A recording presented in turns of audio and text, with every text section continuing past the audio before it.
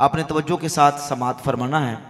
इसाले swab की ये महाफिल हमारा अहले सुन्नत व जमात का मामूल है कि अपने फौज शुदगान के लिए मुख्तलिफ मौक़े पर हम इसाले स्वाब की इन महाफिल का इनेकाद, एहतमाम और इंतज़ाम करते हैं।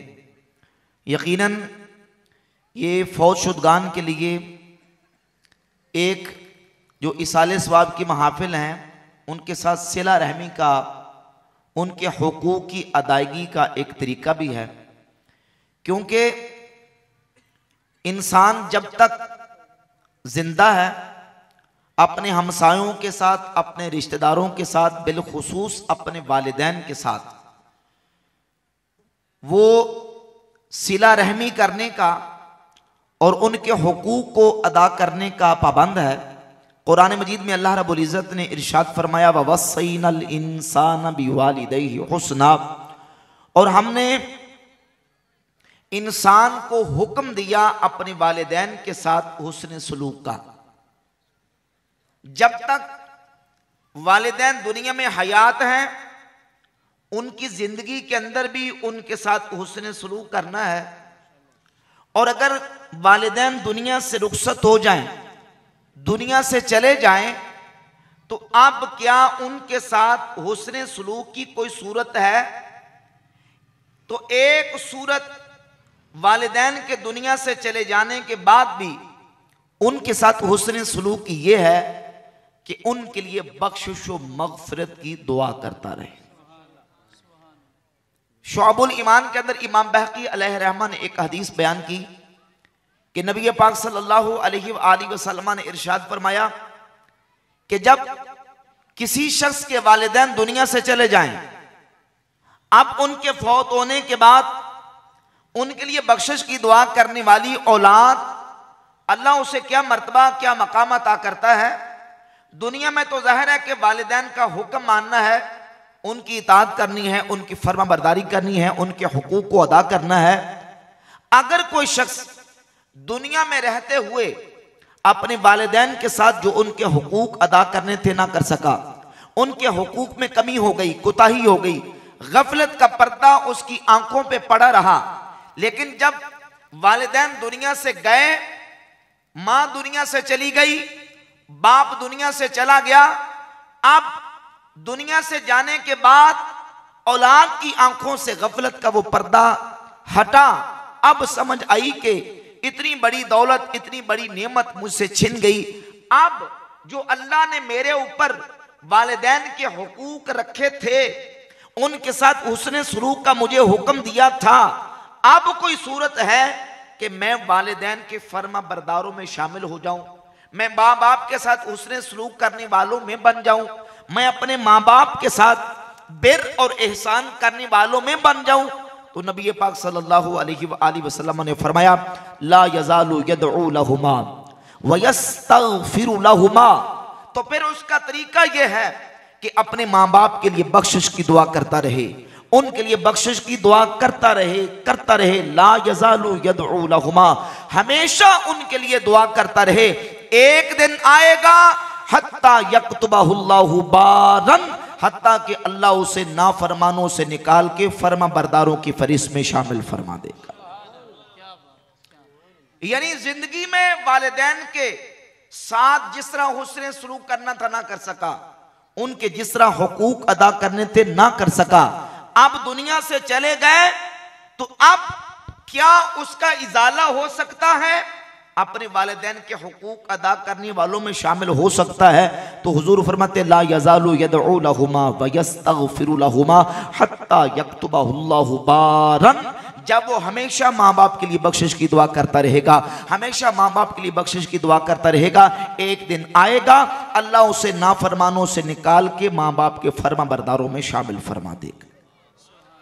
ये दुआ जो हम इसाले स्वाब के मौका पर अपने फौज शुदगान के लिए करते हैं, वालिदैन के लिए करते हैं, आइज़ा अक़रबा के लिए करते हैं, ये इसाले स्वाब का मेन हिस्सा है, मेन पार्ट है। और इसाले स्वाब की महफिलों का गोया कि एक अहम हिस्सा है कि जैसे हम अपने अजीजों अकारिब के लिए सदका करते हैं, खैरात करते हैं, उनके लिए इबादत करके उनको सवाब का इसाल करते हैं, उसमें जो सबसे अहम हिस्सा है वो है कि दुआ की जाती है। और दुआ का जिंदा को भी फायदा होता है, फौत होने वाले को भी फायदा होता है। जिंदा बंदा भी दुआ की बरकत से महरूम नहीं रहता, और जो फौत हो चुका है अल्लाह इसकी बरकतें उस फौत होने वाले को कब्र में अता फरमा देता। मिशकातुल मसाबी के अंदर और शुअबुल ईमान के अंदर हदीस है, नबी पाक सल्लल्लाहु अलैहि वसल्लम फरमाते मल मय्यतु फिल कब्रि इल्ला कल गरीकिल मुतगव्विस। मय्यत कब्र के अंदर इस तरह होती है जैसे डूबने वाला पानी में डूबता हुआ फरियादी, यंतज़िरु दअवतन तलहक़ु मिन अबिन औ उम्मिन औ अखिन औ सदीकिन। अब वो मय्यत कब्र के अंदर इंतजार करती है कि उसका बाप, उसकी माँ, उसका दोस्त, उसका करीबी उसके लिए बख्शिश की दुआ करे।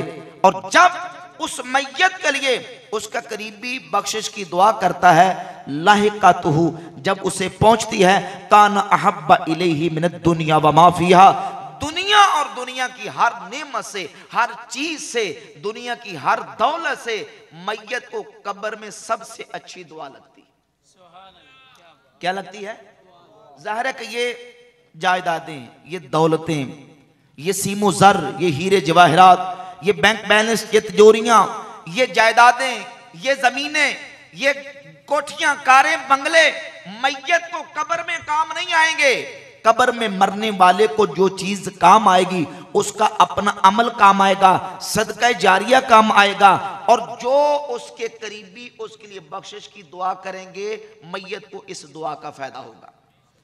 और हुजूर पाक सल्लल्लाहु अलैहि वसल्लम फरमाते हैं, अब देखिए हम जिंदा दुनिया में किसी के साथ खुश हों, किसी के साथ हम अच्छाई करें, भलाई करें, तो हम क्या करते हैं कि उसको गिफ्ट पेश करते हैं, तोहफा पेश करते हैं, उसको हदिया पेश करते हैं। किसी से बंदा खुश हो तो किसी को अच्छी से अच्छी चीज गिफ्ट करता है। फरमाया इन्ना हदियतल अहयाए लिल अमवात अल इस्तिगफारु लहुम। जिंदा बंदा मय्यत के लिए अगर कोई गिफ्ट और तोहफा भेजना चाहता है तो जिंदों का फौत होने वालों के लिए सबसे बेहतर हदिया यह है कि उनके लिए बख्शिश की दुआ करता है, बख्शिश की दुआ करता रहे। और बख्शिश की दुआ करने का एक सबसे बेहतरीन तरीका, तो जो कीजिए, मैंने बस 2 पॉइंट बातें करके अपनी बात को मुकम्मल करना है। सबसे बेहतरीन तरीका, इसाले सवाब अपनी जगह पे, इसाले सवाब की महफिलें अपनी जगह पे, और सदका जारिया अपनी जगह पे। जब इंसान अपने फौत होने के बाद पीछे नेक औलाद छोड़ जाता है, और वो नेक औलाद 5 वक्त की नमाजी हो, 5 वक्त जब नमाज पढ़ के बच्चा अपनी वालिदा के लिए, बच्ची अपने माँ बाप के लिए जब नमाज के अंदर दुआ करेगी, रब्बना ग़फ़िरली वाली वालिदैया, या अल्लाह मुझे भी बख्श दे, मेरे माँ बाप को बख्श दे। फजर की बात भी दुआ करेगा, फजर के वक्त दुआ करेगा, जोहर के वक्त दुआ करेगा, असर के वक्त दुआ करेगा, मगरिब के वक्त दुआ करेगा, इशा के वक्त दुआ करेगा, फिर एक मर्तबा नहीं बार बार करेगा, या अल्लाह मुझे भी बख्श दे, मेरे माँ बाप को बख्श दे, या अल्लाह मुझे बख्श दे, मेरे अम्मी अब्बू को बख्श दे। अल्लाह फजर की दुआ कबूल नहीं करेगा, जोहर की 1 दिन, 2 दिन, हफ्ता, महीना, कोई तो मौका आएगा अल्लाह उस औलाद की दुआ को कबूल करके वालिदैन की बख्शिश व मग़फ़िरत फरमा दे। यकीनन नमाजी औलाद वालिदैन के लिए वो अजीम सदका जारिया है जो 5 वक्त की नमाज पढ़ने वाली औलाद है। वो ऐसा सदका जारिया है कि अल्लाह रब्बुल इज़्ज़त जल्ला व अला मजदुहुल करीम की एक बहुत बड़ी नेमत है, अल्लाह जिसे नमाजी औलाद अता फरमा दे। और ये दुआ इतनी अहम है कि फरमाया कि जिंदों का फौत होने वालों के लिए सबसे बेहतरीन हदिया, इन्ना हदियतल अहयाए लिल अमवात अल इस्तिगफारु लहुम, जिंदों का फौत होने वालों के लिए सबसे बेहतरीन हदिया यह है कि उनके लिए बख्शिश की दुआ करें। बोलिए बख्शिश की। अच्छा, एक दुआ वो है जो मैंने अकेले ने की, एक वो है जो 5 बंदे, एक वो है जो 10 बंदे। सही मुस्लिम में हदीस है कि नबी पाक सल्लल्लाहु अलैहि वसल्लम ने फरमाया, जब बंदे जमीन पर अल्लाह का जिक्र करते हैं, रब की बारगाह में दुआ करते हैं, तो उस महफिल में, उस इज्तिमा में आसमानों से रब के फरिश्ते भी शरीक होते। महफिल मुकम्मल होती है तो फरिश्ते दरबार इलाही में हाजिर होते हैं। परवरदिगार आलम जानता है ये कहां से आए, लेकिन फिर भी पूछता है फरिश्तों कहां से आए। तो अर्ज करते हैं या रब्बल आलमीन, जमीन पर तेरे बंदे तेरे जिक्र की महफिल और तेरी बारगाह में दुआ की महफिल सजा के बैठे हुए थे, हम उस महफिल में शरीक होके आए। अल्लाह फरमाता बताओ फरिश्तों मेरे बंदे मुझसे क्या मांग रहे थे। तो अर्ज करते हैं या अल्लाह तेरे बंदे तुझसे जहन्नम से पनाह मांग रहे थे, या अल्लाह तेरी पनाह मांग रहे थे कि या अल्लाह हमें पनाह अता फरमा जहन्नम से, और अल्लाह हमें जन्नत में दाखिला अता फरमा। रब फरमाता है फरिश्तों गवाह हो जाओ, मैंने अपने बंदों की दुआ को कबूल फरमा के उन्हें जहन्नम से पनाह अता फरमा दी है, जन्नत में दाखिला अता फरमा दी। एक अकेला बंदा दुआ करे तो तब भी कबूल है, लेकिन जब दुआ इज्तिमा में होती है तो वो और ज्यादा कबूल होती है। कुरान मजीद में अल्लाह फरमाता है उजीबु दाअवत दाई इज़ा दाआन, मैं दुआ करने वाले की दुआ को कबूल करता हूं जब भी मुझसे दुआ करे। जरा मोहब्बत से कहते सुभान अल्लाह। जब भी दुआ करे, कुरान मजीद में इज़ा दाआन फरमाया, इज़ा लिउमूमिल वक्त, अरबी ग्रामर के एतबार से, इल्म मानी के एतबार से इज़ा उमूम में वक्त के लिए आता है। अल्लाह ने वक्त की कोई कैद नहीं रखी कि जब भी दुआ करे, फजर के बाद दुआ करे, जोहर के बाद करे, असर के बाद, मगरिब के बाद, इशा के बाद, अबाबीन के बाद, चाश के बाद, तहज्जुद के बाद, जुमा के बाद, जनाजा के बाद, तीजे पे, साते पे, 10वें पे, 40वें पे, शशमाई पे, बरसी पे। अल्लाह फरमाता बंदे दुआ करना तेरा काम है, तेरी दुआ को कबूल करना रब्बुल आलमीन का काम। तो ये दुआ की महफिल है, इसाले सवाब की महफिल दुआ की महफिल है। इसमें हम दुआ करते हैं और जो हमारा अजीज, हमारा करीबी, हमासाया, हमारा जानने वाला दुनिया से गया होता है, अल्लाह की बारगाह में दुआ करते हैं कि या अल्लाह उसकी बख्शिश फरमा दे।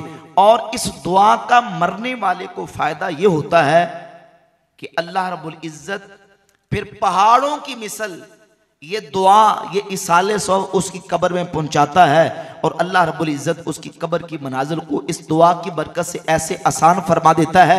हदीस नबी पाक सल्लल्लाहु अलैहि वसल्लम ने फरमाया मेरी उम्मत कब्र में जाती है तो उम्मत के अफराद जाते हैं कब्र में अपने गुनाहों के साथ, लेकिन जब अपनी कब्र से निकलते हैं ला ज़ुनूबा अलैहा अलैहा, उनके जिम्मे कोई गुनाह बाकी नहीं होता।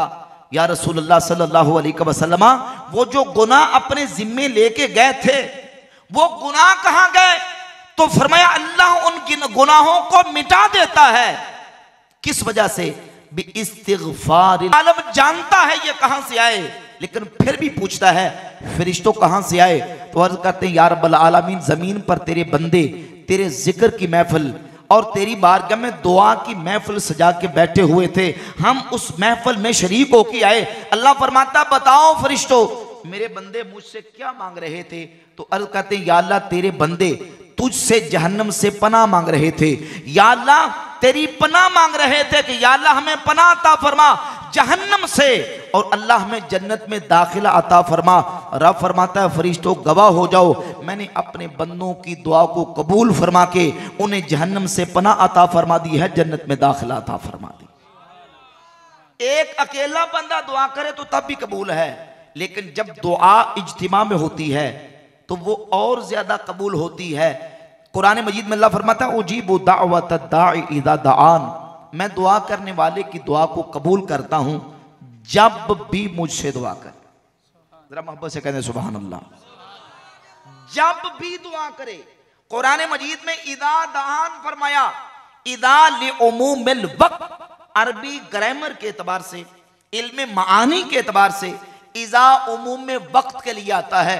अल्लाह ने वक्त की कोई कैद नहीं रखी कि जब भी दुआ करे, फजर के बाद दुआ करे, जोहर के बाद करे, असर के बाद, मगरिब के बाद, इशा के बाद, अबाबीन के बाद, चाश के बाद, तहज्जुद के बाद, जुमा के बाद, जनाजा के बाद, तीजे पे, साते पे, 10वें पे, 40वें पे, शशमाई पे, बरसी पे। अल्लाह फरमाता बंदे दुआ करना तेरा काम है, तेरी दुआ को कबूल करना रब्बुल आलमीन का काम।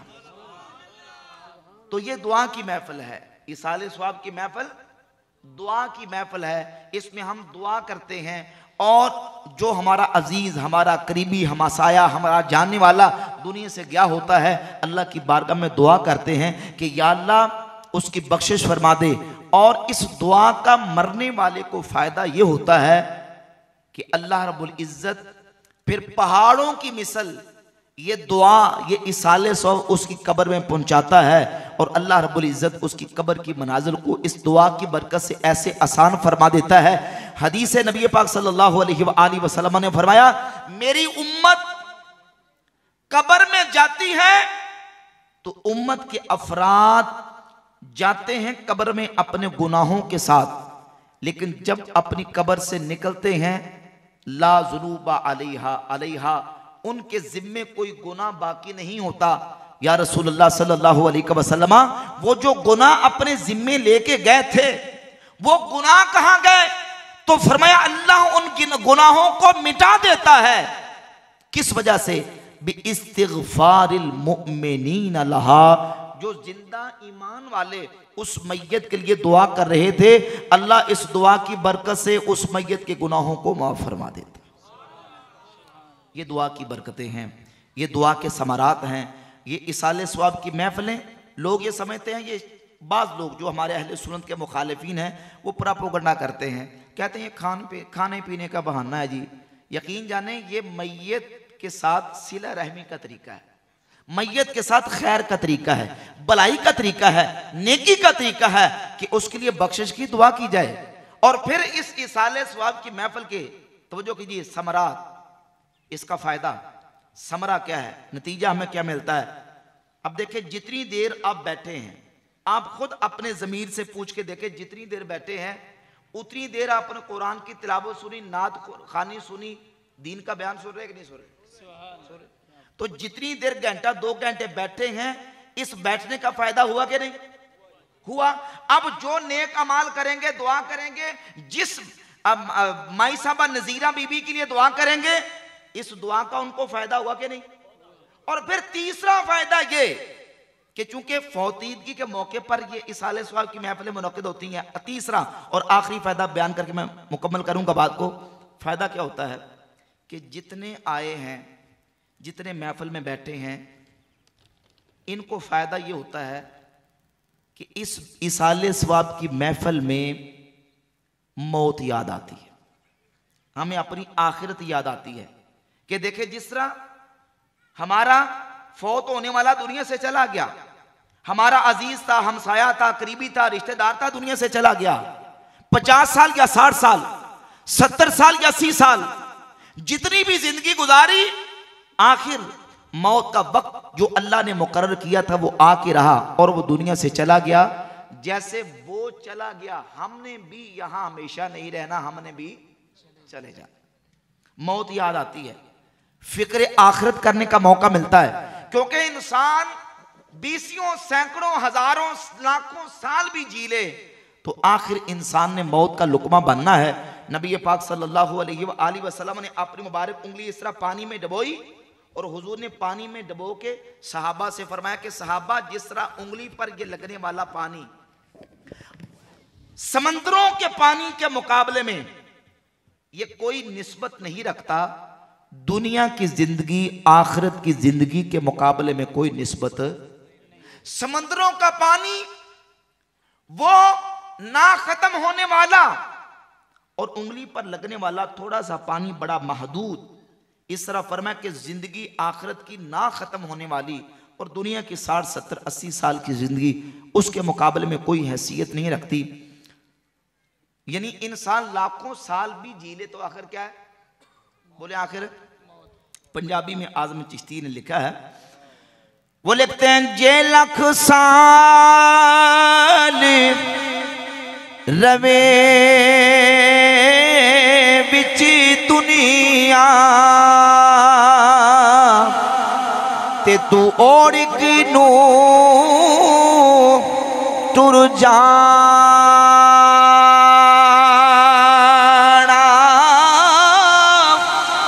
और एक बखरा बखीरा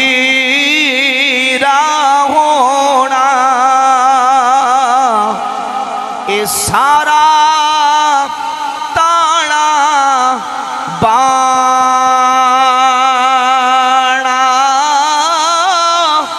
सारे साक कबीले छड़ी छड़ा के तेरा होसी कब्र ठिकाना आज़म चपले अज नाम खुदा दा ए हुई बेला वक्त सुहाना नाए माली खजाने तेरे ते नाए हुस्न जवानी तेरी जिस दा माली उसे ले जाना ते तेनू एवें हिरस वदेरी पराई शैता ए माणिकी करना ना तेरी ना मेरी आज़म सब कुछ छड़ी छड़ा के जा वड़ना यूं खाक दी जे लख साल रवे विच दुनिया ते तू ओढ़क नू तुर जाना। यानी हजारों लाखों साल भी इंसान जी ले तो आखिर इंसान ने मौत का लुकमा बनना है। और अल्लाह ने जो वक्त मुकर्रर कर दिया है, ला यस्तअखिरून साअतन वला यस्तक़दिमून, वो एक लम्हा भी एक घड़ी भी आगे पीछे नहीं होगा। ये इसाले सवाब की महफिल हमें बताती है। भाई इसाले सवाब की महफिल हो रही है ना, ये हमें मौत का पैगाम, मौत का दर्स और सबक सिखाती है कि हमने भी यहां नहीं रहना, दुनिया से चले जाना है। बड़े बड़े कलगियों वाले, बड़े बड़े हुक्मरान, बड़े बड़े फरमा रवा, बड़े बड़े जायदादों जगीरों कोठियों कारों बंगले वाले दुनिया से चले गए, हमने भी आखिर जाना है। और आज़म लिखते हैं कि किसे दे नाल वफा ना कीती इस दुनिया पे एतबारी, किसे दे पैर न लगे थे सब टुर गए बारो वारी,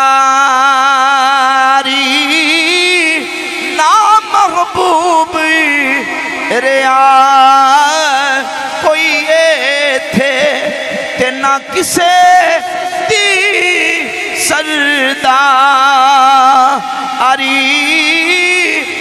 आज़म चपले नाम खुदा दा ने तेरो से जान दी।